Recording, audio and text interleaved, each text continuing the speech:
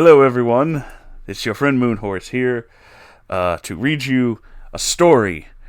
This isn't a story someone wrote about an encounter with a neckbeard. This is a story from the point of view of a neckbeard. This is Tales of a Neckbeard by Reddit user MagicFart69.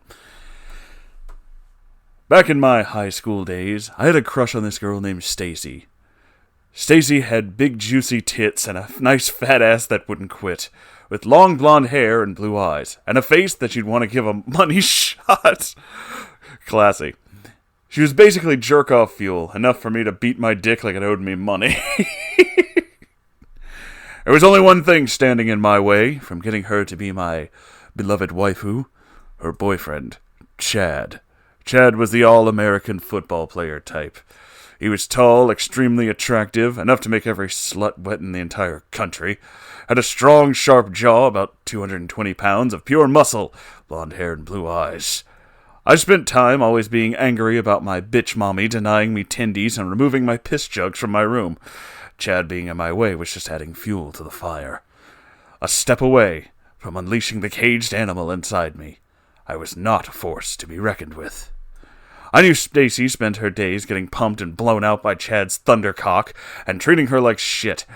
I knew that he had turned her once perfect pussy into an Arby's sandwich. Oh my god, you'd find in a dumpster, but I didn't give a fuck. I had tipped my fedora at her plenty of times and respected her enough. I had the card to prove it. I wanted to save her so she could be m'lady. One day I was talking to Stacy in the hallway after our math class. I was extremely nervous because she's extremely attractive. I could also smell her divine perfume, which was giving me an extreme boner, enough to split her in half. Chad sees us talking, and he comes up and says, "The fuck you doing, fatty? Get the fuck away from a girl or else!" And he balls up his fists.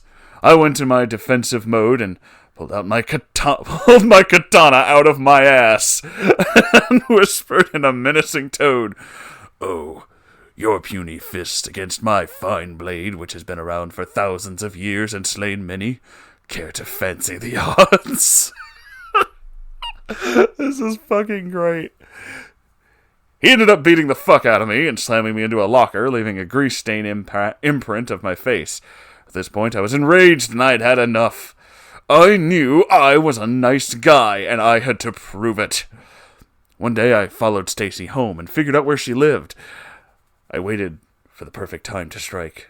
That night, I watched outside her window as she undressed and got ready for bed, took off her shirt, revealing her juicy tits.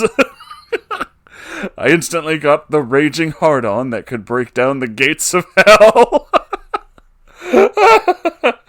I watched as she crawled onto her bed and turned off her lamp. I waited a little while longer before I approached the window, stripping naked, preparing to give her the most amazing orgasm she had ever had in her life. Oh my god! I swiftly crawled through the window and got into her room. I was ready to pounce like a bloodthirsty lion stalking its prey.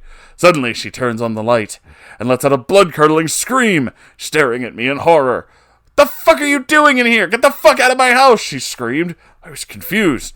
I had climbed in her room to cash in my nice guy points. I wanted to romance her in the way that she deserved, but apparently that wasn't the fucking case.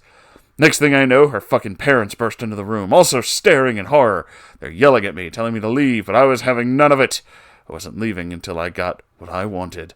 To my surprise, the police show up and storm into her room. I let out an ear-piercing "Wee!" and jumped back out the window, but ended up falling on my boner. It was unbearable pain. Unfortunately, I ended up getting arrested. I have to register as a sex offender, and Stacy filed a restraining order against me. I'm not allowed within 100 feet of her, but I didn't give a fuck. She can stay with Chad and keep getting treated like shit. She'll never know what a nice guy is like. Holy fucking shit, that was amazing. See, this is the thing that I talk about from time to time. I want to read stories like this. Not just stories about nice guys, but like literal fan fictions about nice guys like this. This is fucking amazing. I love this. Thank you so much for writing this, and thank you all for watching this. This is not a long episode, I know, and I mean that's the end of the episode. But I holy fuck, I love it. Thank you so much, all of you, for watching.